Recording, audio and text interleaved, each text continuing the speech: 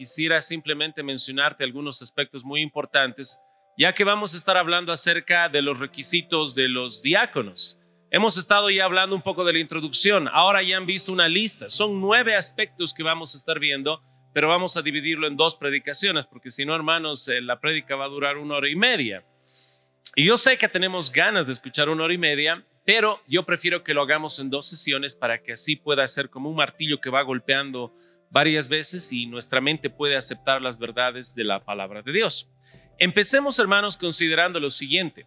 Dios ha establecido que haya este orden: pastores, obispos o ancianos y diáconos. ¿Entienden? Es este trabajo en equipo que tienen que realizar para administrar la iglesia de Dios. Tal vez debo recordarnos esto a cada uno de nosotros. ¿A quién le pertenece la iglesia? Y ahí es donde necesito que con toda tu corazón, mente y convicción del Espíritu Santo digas: la iglesia le pertenece a Dios. Cristo la compró con su propia sangre. Amén. Y eso es algo que debemos recordar en medio de una generación en la cual nos encontramos, donde hay pastores que se creen dueños de la iglesia. Quizá porque él la estableció y la empezó. Quizá porque tiene 10 años en la iglesia. Hermanos, yo estoy trabajando como pastor en esta iglesia 17 años y jamás debería cruzar por mis labios o por mi pensamiento decir a alguien: hermano, esta es mi iglesia. Estoy 17, ¿alguien más que yo? Ni 17, ni 20, ni 40 años en una iglesia te convierte en dueño. El dueño de la iglesia es nuestro Señor y nuestro Salvador. Amén.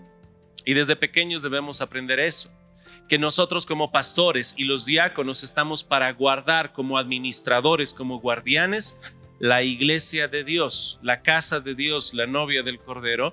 Entonces, teniendo en cuenta eso, ahora vamos a analizar lo que son los diáconos. En esta lista tan importante, hermanos, que tenemos de las cualificaciones, quisiera que nos pongamos a pensar en la iglesia primitiva. No pasó mucho, más o menos estamos hablando del año 300, cuando vino el concilio de Nicea, pero el contexto fue de que se había levantado una falsa doctrina, una herejía. Ahora, Dios nos guarde, ¿no? Que dentro de nosotros tenga yo algún día que advertirles y decirles: hermanos, aquí está corriendo mala doctrina. Hay hermanos que están enseñando en contra de la sana doctrina. Y obviamente que el Señor nos guarde de eso, pero en el año 300 había una mala doctrina que se había levantado porque había un anciano de una iglesia llamado Arrio que estaba enseñando que Cristo nuestro Señor, el verbo hecho carne, no era Dios. Era de una diferente esencia a la del Padre. Eso es lo que estaba enseñando. Ahora, tal vez tú puedas recordar esto, que hay algunas sectas actualmente que creen algo así. Te dicen que Cristo es alguien muy importante, alguien muy valioso, es un gran profeta. Hasta te pueden decir que es el Hijo de Dios, pero no es Dios. Así que tenemos ahora aquí a Arrio y lo que se conocía como esta herejía arriana, que enseñaba que Jesús en su ser era subordinado al Padre, era inferior al Padre. En su ser, en su esencia.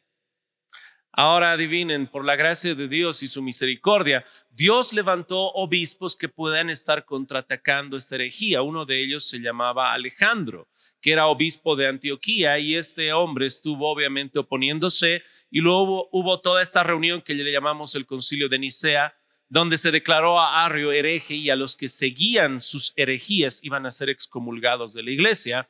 Pero esto, ¿por qué tanto nos interesa para el tema de los diáconos? Resulta que en ese contexto había un diácono. Este obispo de Antioquía, Alejandro, del obispo de Alejandría, tenía un diácono. Este diácono se llamaba Atanasio. Y más adelante, cuando falleció y el Señor llamó a su presencia Alejandro, obispo de Alejandría, el que se quedó a cargo de la iglesia de Alejandría era Atanasio, que fue el encargado de defender y procurar que se guarde la sana doctrina. Hermanos, quisiera que tengamos esto muy en cuenta. Cuando hablamos de obispos y de diáconos, hablamos de una funcionalidad. Pero no quiero decirles, hermanos, que hay alguien que sea superior a alguien. En orden, claro que sí. Tenemos a los pastores que están gobernando, y a los pastores, obispos y ancianos, y a los diáconos que están bajo sujeción a sus pastores, cogobernando. Hay ese orden. Pero no es de que hay alguien que sea más importante en su ser. Es como cuando hablamos del matrimonio.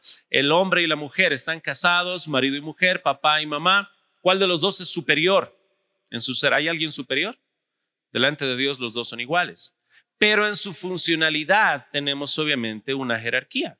El marido es la cabeza y la esposa está cogobernando con su marido. Pero es el varón es el que es la cabeza. Es como, me gusta dejar esto bien en claro, hermanos. Algunos piensan que el varón es la cabeza y la mujer es el zapato. No es así. El varón es la cabeza, la mujer está como la vicepresidenta. Presidente, vicepresidente, están gobernando. Hay obviamente una jerarquía entre ellos, pero están gobernando el hogar.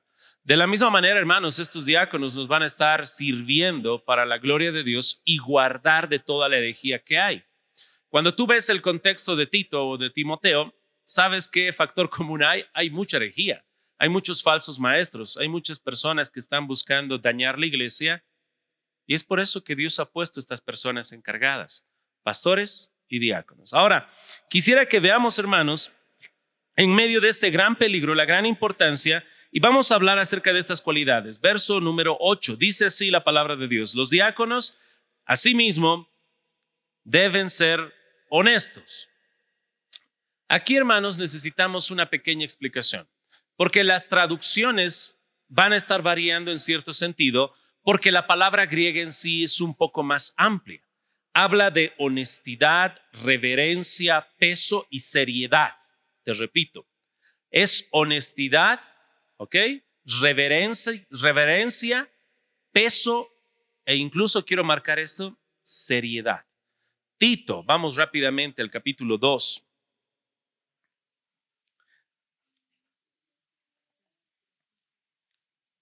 Dice la palabra de Dios así, verso 2, que los ancianos sean sobrios, ¿y qué dice? Serios. Esa es la misma palabra griega que se utiliza para hablar que los diáconos tienen que ser honestos. Solamente que aquí, ¿cómo la tradujeron? Los diáconos tienen que ser honestos. ¿Y acá qué dice de los ancianos? Que tienen que ser serios. Porque habla de todo eso. Habla de una seriedad. Específicamente me gusta esa palabra de peso. Hay una gravedad. Hay una seriedad de peso. No estamos hablando de una frialdad. No es de que alguien ahora me diga, pastor, yo quiero ser diácono y desde ahora voy a poner la cara de amargado, más triste, para que todos piensen que soy el hombre más serio de la iglesia. No estamos hablando de esa frialdad, no estamos hablando de ser frío. Estamos hablando de un peso que tiene el carácter por el testimonio que tiene. Déjame dejarte muy bien en claro esto. Si es que tú estás en el bosque y estás aprendiendo a sobrevivir y conoces a un cazador, lo que le va a dar peso no es la apariencia, no es de que es una seriedad frívola porque viene con camisa y con corbata. Puede estar sucio, puede no estar tan bien arreglado este cazador, pero tú sabes que él tiene experiencia, ves las manos que él tiene, las cicatrices que guarda por todo el trabajo que ha realizado, y cuando él viene, hasta el olor que tiene es olor animal. Así que hay una reverencia y peso de gravedad que tiene por quien es él, no solo por su apariencia. Nosotros podemos cerrar fácilmente acá, porque si hablamos acerca de que este candidato a diácono tiene que ser de peso, de reverencia, de honor, de seriedad, tal vez lo primero que viene por tu mente, tal vez es una figura de alguien muy, muy mayor, serio, muchas arrugas, mucho cabello blanco, o tal vez sin cabello, pero con mucha barba como Zeus. Tal vez algo así pase por tu mente, y no es eso. Es más, tal vez me gustaría explicarte algo desviándome del tema. En Tito hemos hablado que esta misma palabra griega se traduce como serio, pero en Tito, cuando dice que los ancianos sean sobrios, serios, prudentes, sanos en la fe, hermanos, no está hablando por si acaso del oficio de pastor, anciano u obispo. Aquí está hablando de los ancianos en edad. ¿Y cómo sabemos eso? Por el contexto. Porque justo en este capítulo va a hablar, los ancianos tienen que ser así. Luego en el verso 3, las ancianas asimismo deben ser así. Por si acaso a alguien se le ocurre decir, ahí está pastor, aquí hay pastoras. No, ancianas. Y por si te queda la duda, si tú vas más abajo en el verso 6, exhorta a sí mismo a los jóvenes a que sean prudentes. Está hablando de edad. Ancianos, ancianas, jóvenes.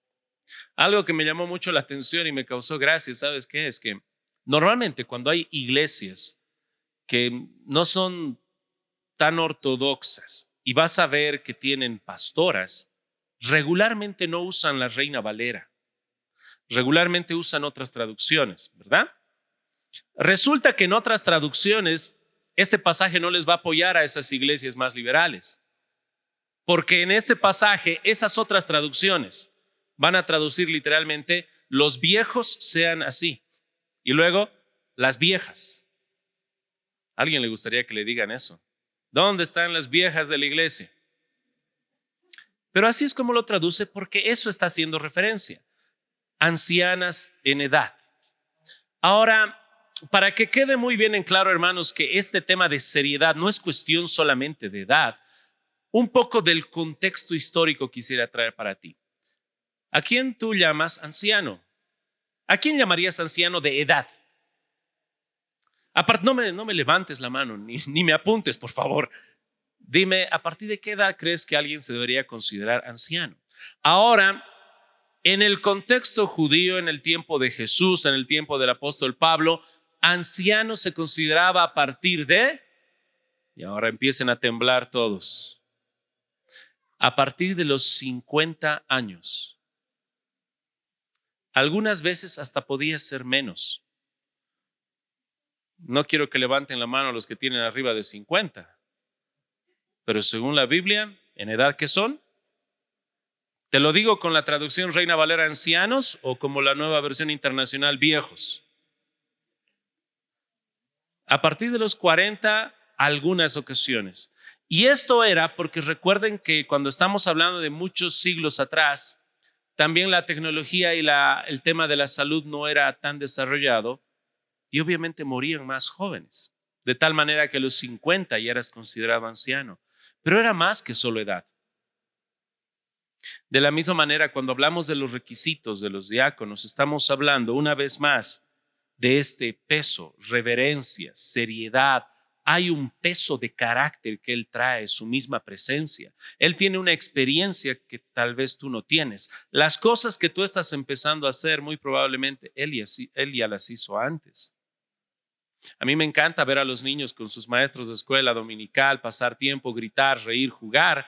Pero les cuento algo, yo he tenido el privilegio de también ser maestro. He podido sacarme mi corbata, colocármela en mi cabeza y mostrarles a los niños cómo hacía David, usar mi corbata como si fuera una onda derrotando a Goliat. Y hermanos, estos diáconos tienen un peso de servicio. Esta palabra honra se utiliza en un contexto muy cercano también. En Primera de Timoteo, hermanos, vamos una vez más, en el capítulo número 3, ahí mismo, solamente que un poco más arriba, cuando se habla de los requisitos de los obispos, en el verso 4 dice así: que gobierne bien su casa, que tenga a sus hijos en sujeción con toda gravitas, con todo peso, seriedad, dignidad, reverencia. Que cuando sus hijos ven a su padre, hay un cambio. Hay una reverencia automática por el amor, por el cariño, por el temor, pero hay un peso que se trae. Así que estos candidatos, hermanos, tienen que ser serios en esta referencia de conocimiento y experiencia. Traen un peso grande debido a todo esto. Tal vez no se olviden, hermanos, quitar ese aspecto de ser frío. No son fríos. Y ahí es donde una vez más tengo que traer a tu mente esa figura del cazador. Esa persona que va a estar enseñándote a cazar animales tiene marcas en su cuerpo, obviamente. Tú puedes ver su cuerpo lleno de marcas y luego te fijas vos tu cuerpo. ¿Cómo está tu cuerpo? Como la piel de un bebé. Hace un tiempo atrás recuerdo cuando yo estaba haciendo en el liceo militar un año encerrado allá en Sucre y un día lo que nos mandaron a hacer, ¿saben qué fue? Instrucción militar. ¿De qué consistía la instrucción militar? Ir al sol, mirar al cielo y dejarse insolar durante media hora, una hora. Esa era la instrucción militar. ¿Qué te parece? nos estaban castigando. Pero también estaban queriendo que todos ya queden automáticamente quemados, bronceados y castigados. De repente, yo miro a mi mano derecha y en medio de toda la fila de amigos, compañeros, cadetes que estábamos juntos, vi a uno, que no puedo revelar nombres, pero solo decir que era de otro departamento, que resulta que mientras todos nos estábamos quemando, él agarró y mientras el instructor no veía, sacó de su bolsillo protector solar y se empezó a untar en toda la cara protector solar. Así que tú ya podías ver todos quemándonos la cara y uno al final que estaba mirando al cielo con su protector solar. ¿Qué crees que pasó con él? No sé tu hermano, pero a mí me pareció súper gracioso que quiera ponerse protector solar. Ay, hermanos, cuando hablamos acerca de esta instrucción, en ese tiempo era solamente por un castigo vano, no tenían propósito, pero saben, hermanos, estos diáconos tienen un peso de experiencia que tú puedes ver sus rostros y su misma presencia infunde ese respeto por el testimonio que tienen. Es más, si tú te fijas en 1 Timoteo, ahí en el capítulo 3, después de que habla de que tienen que ser honestos, dice 3 negativos: sin doblez, no dado al vino y no codiciosos de ganancias deshonestas. Tienen peso porque andan en control de lo que hablan, de lo que comen y de cómo trabajan.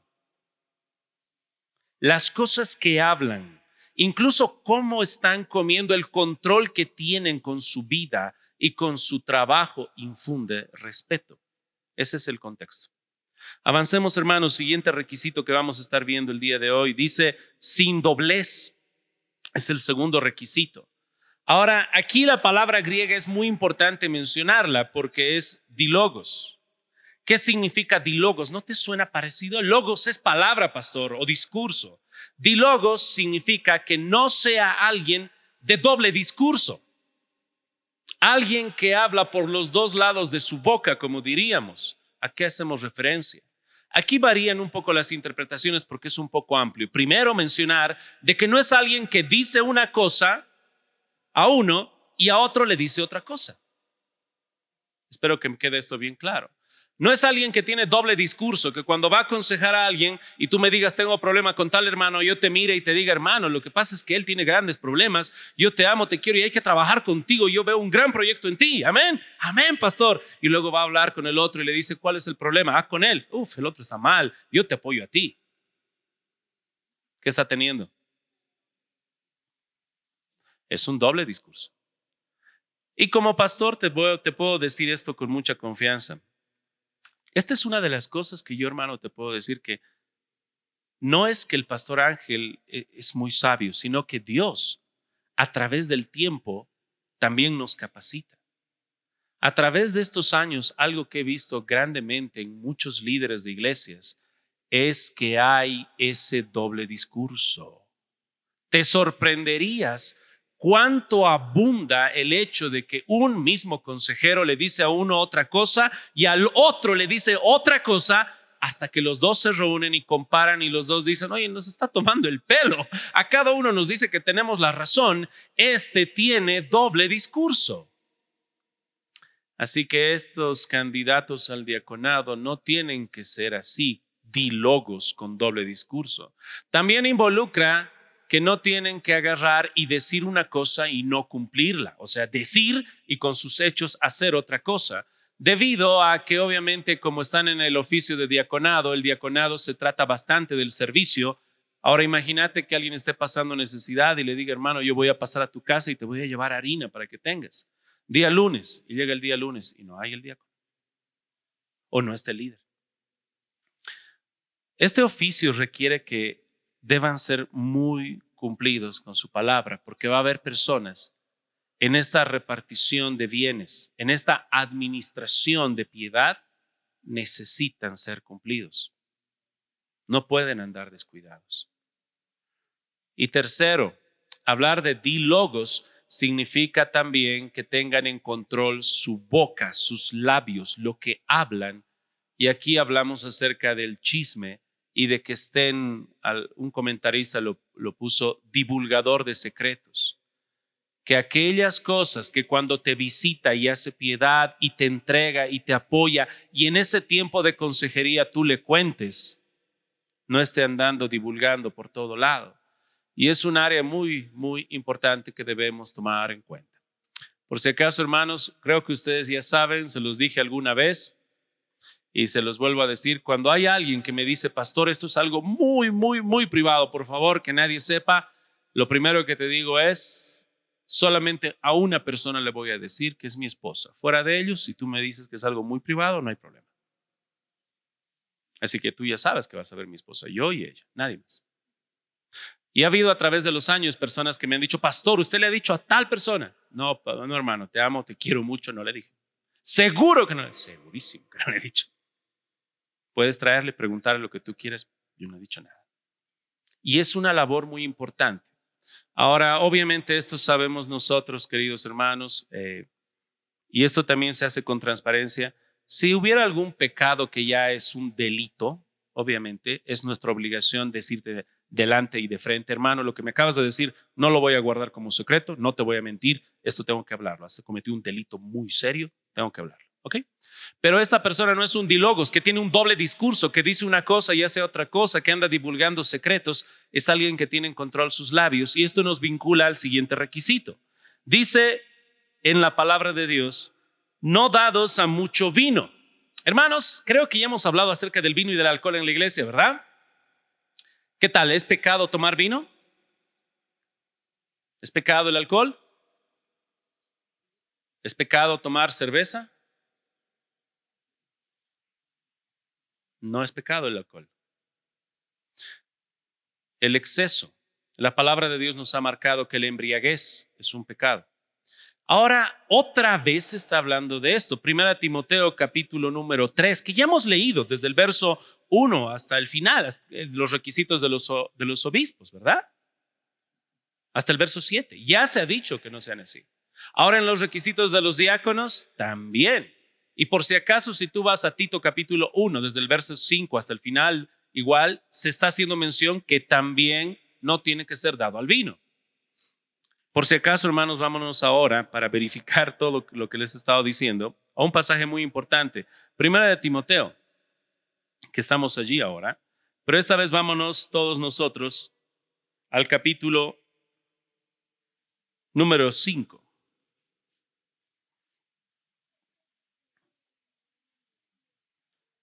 Dice la palabra de Dios en el verso 23, ya no bebas agua. Por si acaso seguimos en 1 Timoteo. Pablo sigue hablándole a Timoteo y dice, ya no bebas agua, sino usa de un poco de vino por causa de tu estómago y de tus frecuentes, para que veas un ejemplo de que no era ningún pecado consumir alcohol. En este mismo libro, en este mismo discurso, Pablo le va a mirar a Timoteo con mucho cariño y le va a decir, ya no tomes agua. Y él con su vasito de agua, toma vino por tus frecuentes enfermedades. No había ningún problema en el uso del alcohol, el problema era el exceso, y debido a esta repetición que vemos en los requisitos de los obispos, de los diáconos, y más adelante en Tito también, habían serios problemas con respecto al alcohol. Quiero que repitas bien esto, porque aquí vas a utilizar tu mente. El Señor te ha dotado con una mente para que puedas reflejar su imagen. Había serios problemas con respecto al alcohol, ¿sí o no? Esta repetición 1, 2, 3 veces, pastor, ya había mucho problema. ¿Qué implica eso? Si había tanto problema, este era el lugar exacto y perfecto para que Pablo diga, prohibido una gota de alcohol. Y no lo dice. Si había tanto problema de alcohol y desenfreno, este era el perfecto lugar para que venga un bautista fundamentalista, independiente, separatista y diga, está prohibido tomar una gota, abstinencia total para cuidarnos, porque hay una gran debilidad en todo lugar. Y no se dice que no se ha dado a mucho vino. Y es más, a Timoteo, puedes tomar vino. Y hermanos, aquí lo que nos está queriendo mostrar en estos requisitos es que, como hemos visto en el libro de Hechos, el diácono tiene que ser lleno del Espíritu Santo, controlado por el Espíritu Santo. Hay un control en las palabras que habla. Lo que sale de su boca y lo que sale de su corazón tiene control, pero también lo que entra por su boca. Aquellas cosas que tiene apetito está bajo control. Una vez hablando con los niños, bueno, los que no tienen hijos, un día espero que los tengan, van a disfrutar. Siempre vienen con diferentes curiosidades y a veces me hablaban mis hijos. Ellos saben muy bien esto. Papi, ¿sabías que si comes semillas de manzana puedes morir? Y bueno, yo ya sabía, pero era bueno refrescar la memoria. Y estos niños son tan curiosos que hasta saben qué pasa. ¿Cuántas semillas deberías comer? Y puedes morir. Hay toxinas que se pueden liberar. Ahora, no quiero que te asustes el día de hoy y tengas terror de las manzanas. Tienes que comer muchísimas semillas. Pero puedes morir. ¿Cuál es el problema? La dosis. Algo que es bueno se puede convertir en malo. Mi esposo es médico. Un medicamento que te da que es bueno se puede convertir malo si es en exceso. ¿Y qué pasa con el alcohol? De la misma manera. Así que hay un control, hay un dominio que tienen estos candidatos sobre lo que hablan y sobre lo que ingieren también. Estamos hablando de que no sean borrachos. Esto hemos visto que ya es repetitivo. Avancemos, hermanos. Siguiente, dice la palabra de Dios en 1 Timoteo, en el capítulo número 3, después de que habla de que no dado al vino. Dice la palabra de Dios, siguiente cualidad: no dados al mucho vino, no codiciosos de ganancias deshonestas. Aquí, hermanos, mucha atención. Aquí es donde la piedad se convierte en negocio. Está hablando específicamente de algo que se hacía y hasta ahora puede hacerse. Hay que tener muchísimo cuidado. Que te coloquen en un lugar de servicio te puede poner en un lugar de corrupción para beneficio propio. Podemos ver eso con los alcaldes, los presidentes, los gobernadores, los bancos que están en una posición de servicio a la comunidad y se aprovechan de la gente y de su posición de servicio. Todavía recuerdo que una manera en la cual los políticos podían robar sin que tú te des cuenta era que si tú escogías un alcalde o un gobernador, lo que hacía esta persona de manera muy sabia no es de que iba al banco y sacaba dinero de tus impuestos. La manera encubierta en la que hacía era esto. Él agarraba y se volvía muy rico porque él buscaba hacerte bien. ¿Cómo es eso, pastor? Resulta que tienes una avenida grande, fea, con un río llena de tierra, y a este gran gobernador se le ocurre la brillante idea de que van a hacer como unos, 5 kilómetros de asfaltado con el mejor material, y esa avenida va a quedar transformada. Y tú, ciudadano que estabas por ahí lleno de moscas y suciedad, resulta que ahora vas a vivir en uno de los mejores lugares porque va a ser una excelente avenida. ¿Eso es algo bueno, sí o no? Buenísimo, pastor. Pero lo que hacían antes de hacer esta avenida era ir y comprarse terrenos en ese lugar. Porque sabían que de aquí a 2 años esa casa iba no solamente duplicar, cuadruplicar o quintuplicar su valor. Así que en medio de su servicio ellos buscaban sacar provecho. Aquí estamos hablando de algo muy semejante, ya que estos candidatos al diaconado van a estar en un área de visitación, buscándoles. Hermano, cuando tú estés en tu mayor necesidad, la anciana, la viuda, que está ahí esperando que le ayuden, este diácono o este candidato va a ir de parte de la iglesia. Hermana, traigo estos víveres, ¿en qué le puedo servir? Y después de eso, si su corazón está corrupto, solamente hace falta que este corrupto servidor diga, aquí tiene, le hace algo más falta, ¿en qué le puede ayudar? Si quiere, en su testamento no se olvide poner mi nombre. ¿Te das cuenta?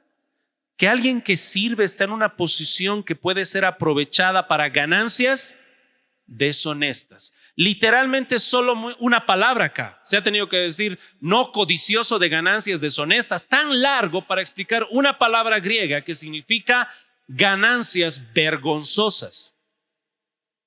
Y una vez más aquí, hermanos, aprovecha esto porque Dios ha puesto personas que saben más que nosotros. Pastores que tienen más años que yo me decían: pastor, tal iglesia se ubica a tal lugar, sí. Esa iglesia se ha fundado de mala manera. ¿Pero por qué? Hubo un hombre que se aprovechó de una viejita que estaba muriendo y le apoyó y le hizo firmar documentos para que eso quede para la iglesia. Con sus palabras, con su piedad, llevando regalos y dádivas, y luego nosotros necesitamos esto. Y al final engañó a esta pobre viejecita.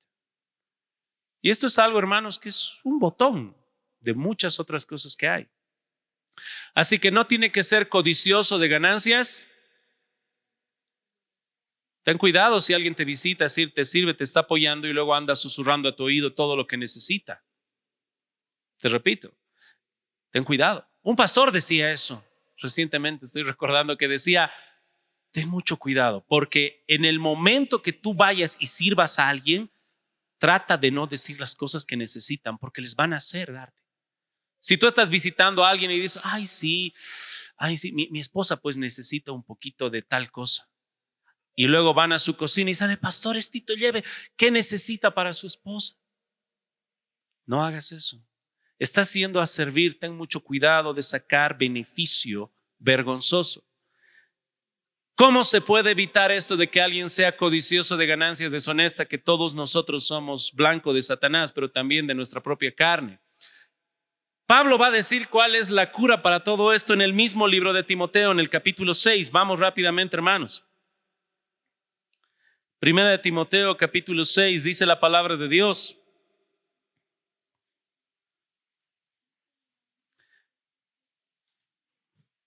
tal vez tú ya has leído este verso, te lo repito. Verso 10. Porque la raíz de todos los males es el amor al... el cual codiciando algunos se extraviaron de la fe y fueron traspasados de muchos dolores.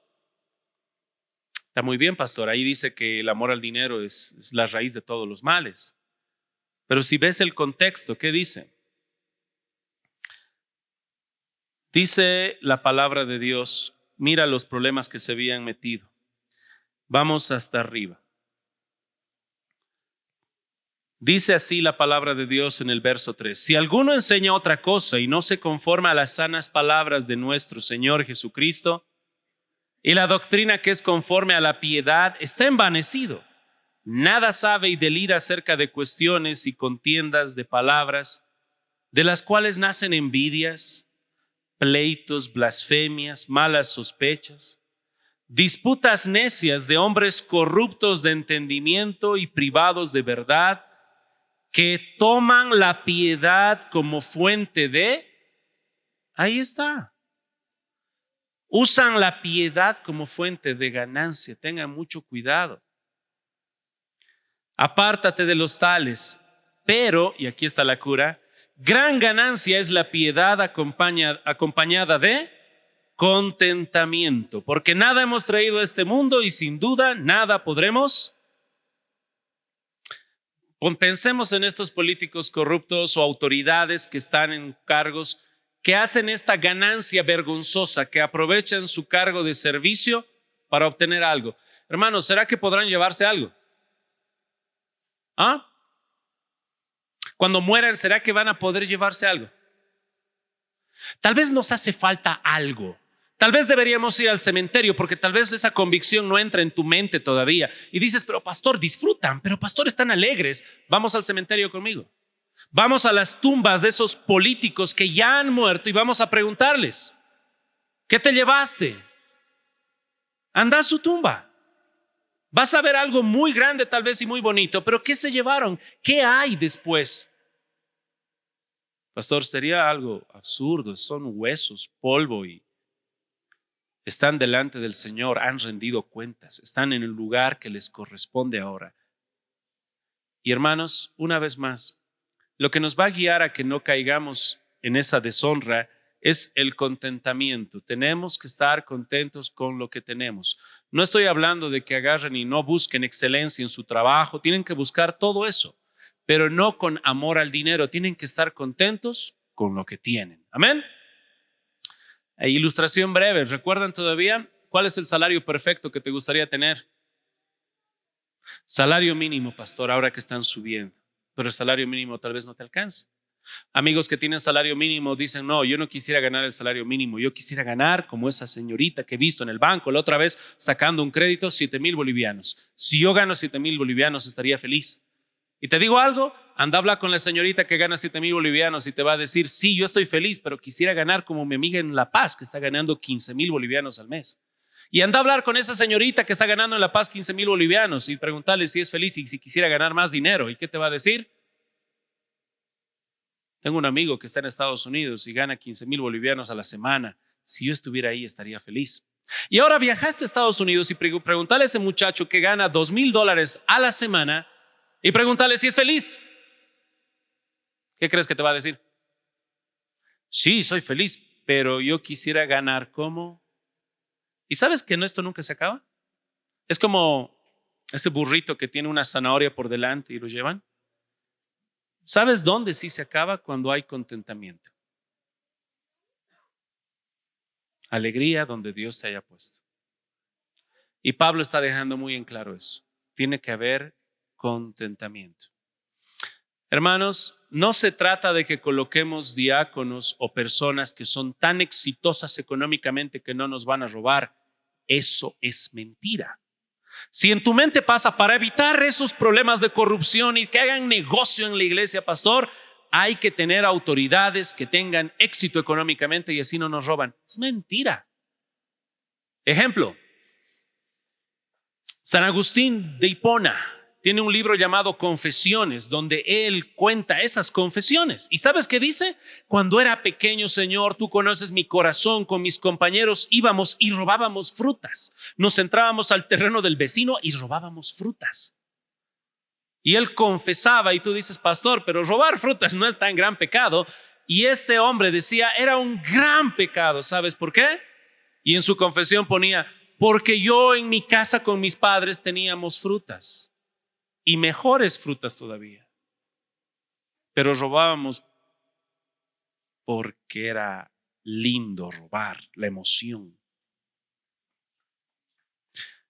Así que no es poner candidatos exitosos económicamente, es poner personas que tienen contentamiento con lo que Dios les ha dado. Buscan trabajar, buscan crecer, pero están contentos. Así que por eso dice que no sean codiciosos de ganancias deshonestas. Avancemos, el último requisito que llevamos hoy. Dice la palabra de Dios, vamos una vez más, 1 Timoteo capítulo número 3.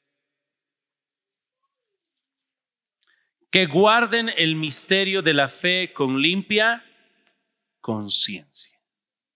Aquí, hermanos, explicar dos cosas. Guardar el misterio de la fe significa que guarden o que retengan o que tengan el evangelio de Cristo Jesús. A esto se hace referencia cuando dice el misterio de la fe.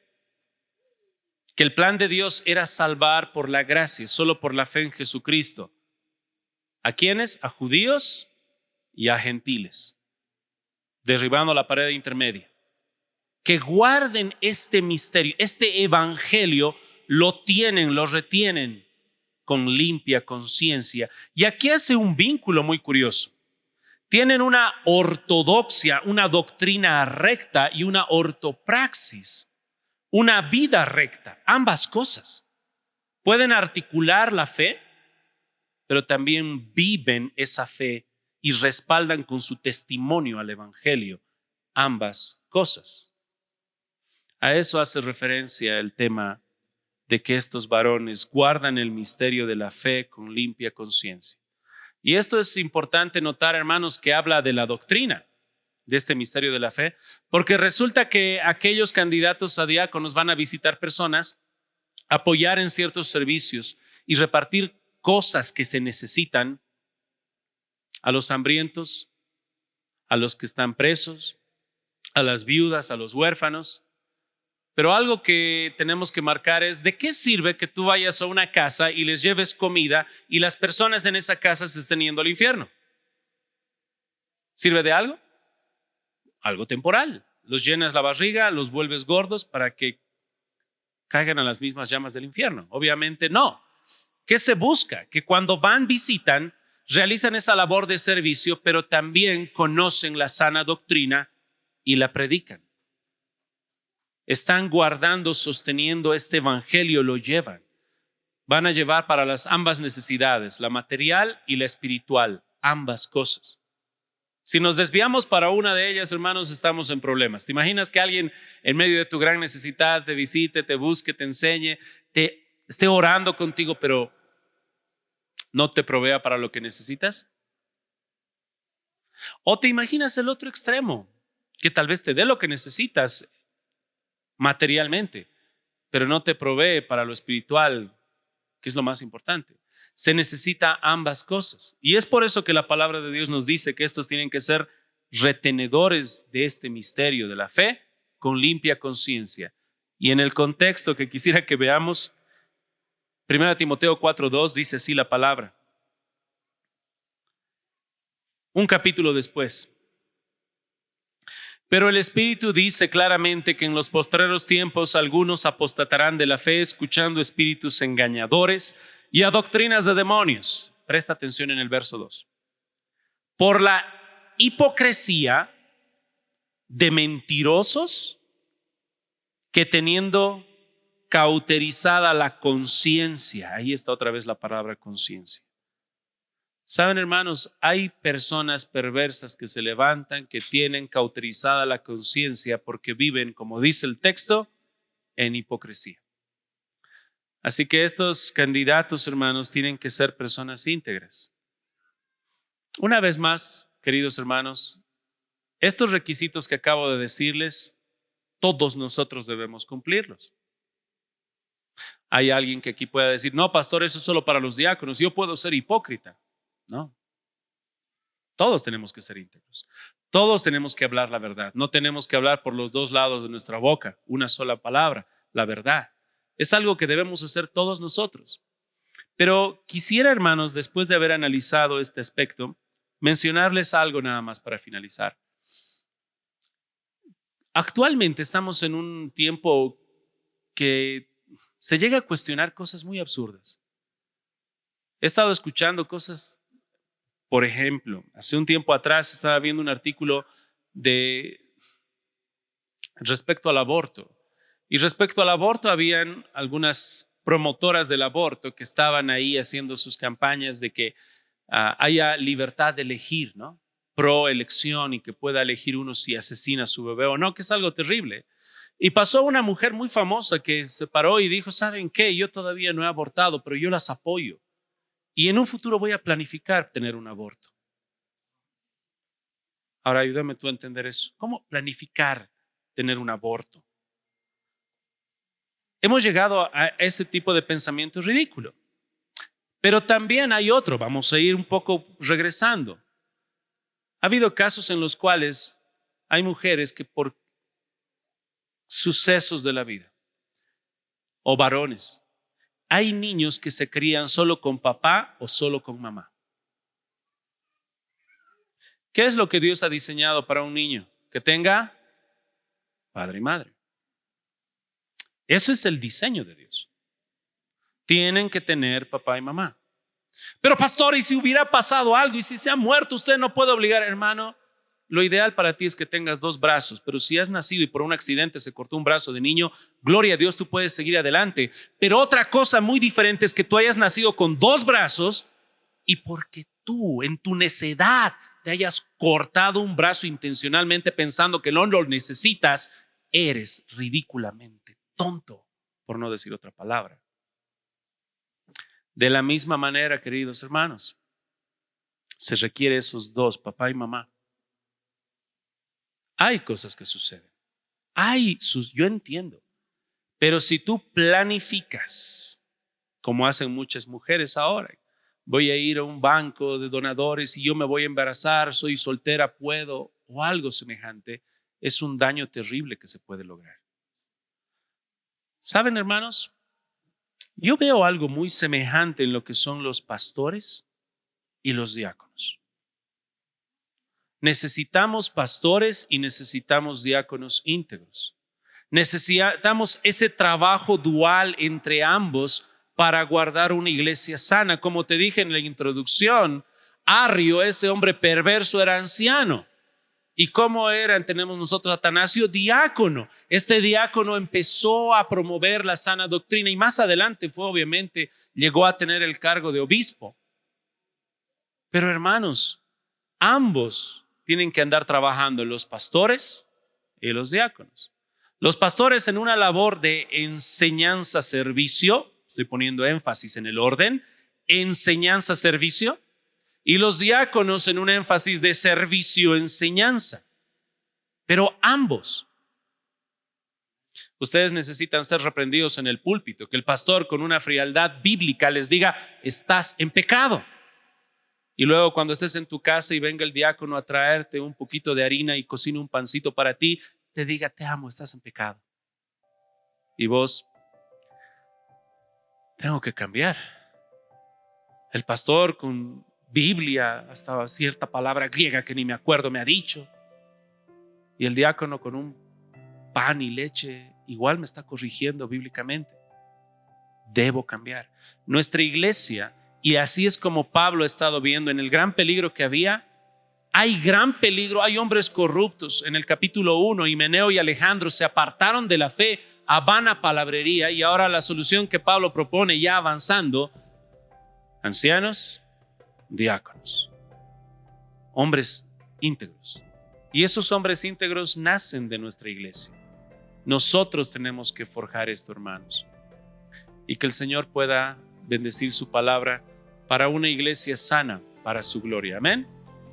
Pongámonos en pie, hermanos, oremos.